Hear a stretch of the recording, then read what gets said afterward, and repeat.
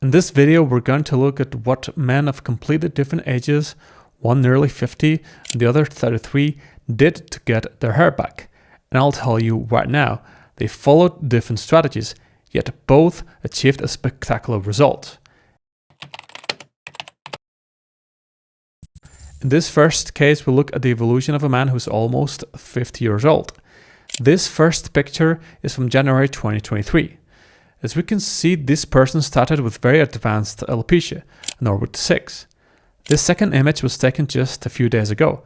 As you can see, the change this person has undergone is simply spectacular. The improvement in the frontal area and the mid-scalp has been incredible. It's true that he hasn't yet managed to fully regrow the crown area, but its transformation is truly remarkable. And believe me, what this person did regarding his crown is very interesting. But what treatment did he use? 1 mg of oral finasteride daily and a 5% topical minoxidil twice a day for the last 3 years. The gold standard of treatments against androgenic alopecia. This person mentions that he's extremely happy to have let go of the fears he had about finasteride and finally started the treatment.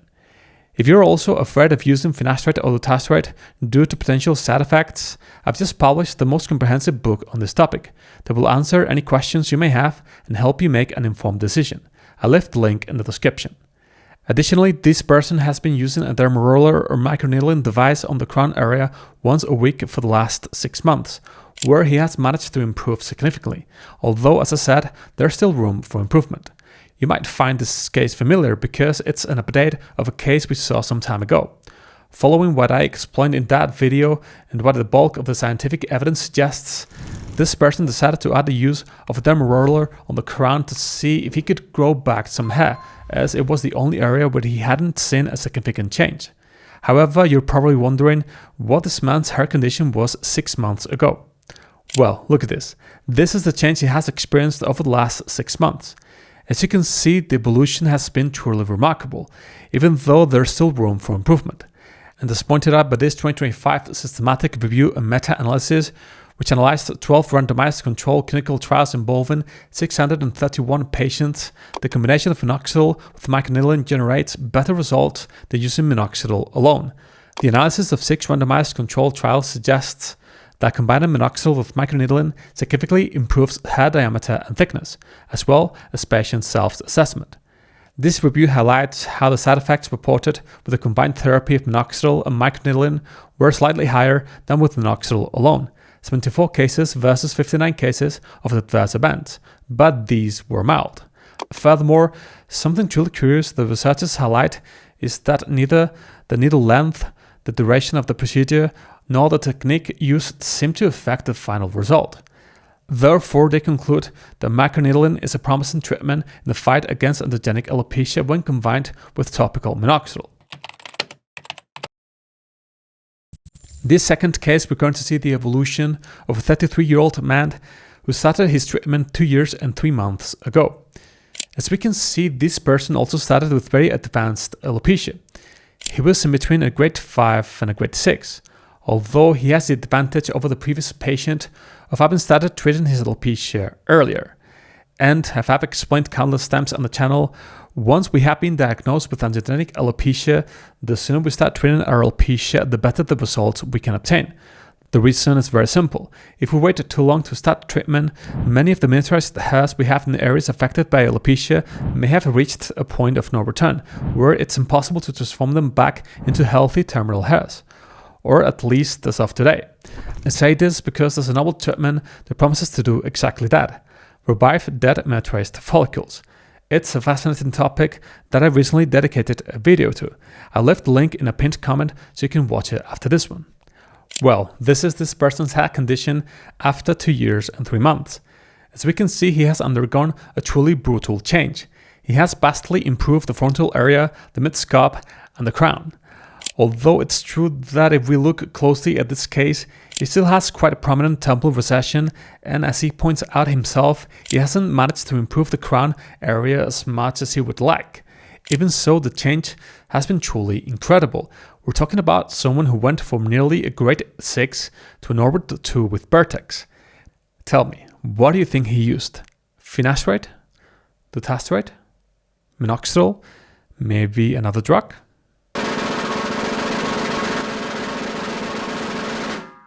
.5 milligrams of oral dutasteride and 5 milligrams of oral minoxidil. The problem this person has right now is that he has few options left to improve the crown area, since the use of alternatives like micronidilin or tretinoin are only effective if you use topical minoxidil.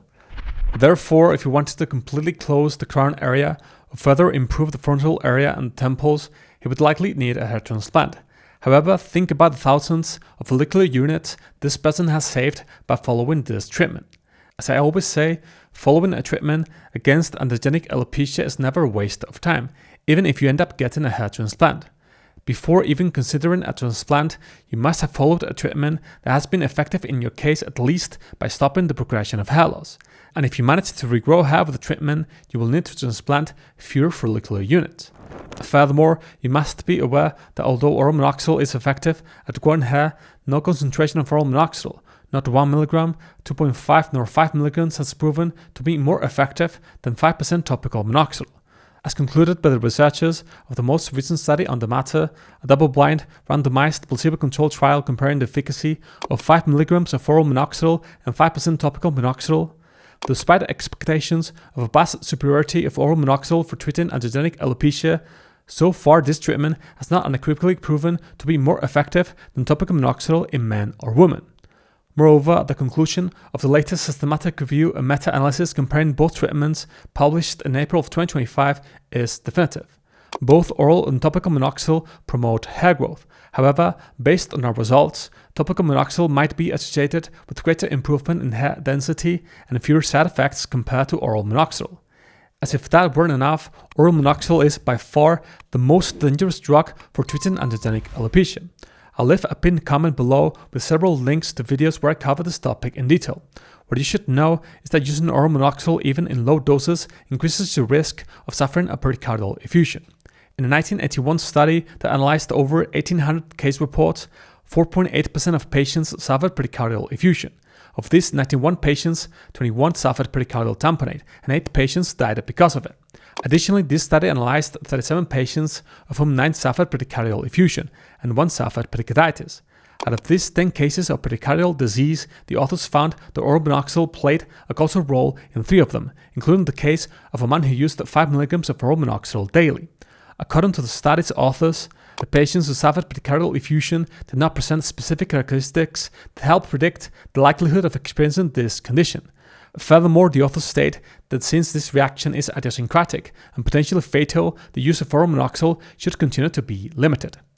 Additionally, we have 3 cases published in 2022 where these types of side effects were reported from the use of doses of 0.25, 1.25, and 2.5 mg of oral minoxidil. Therefore, without a doubt, oral minoxidil should never be your first treatment option, especially when there are alternatives that have been proven to boost the absorption and efficacy of topical minoxidil.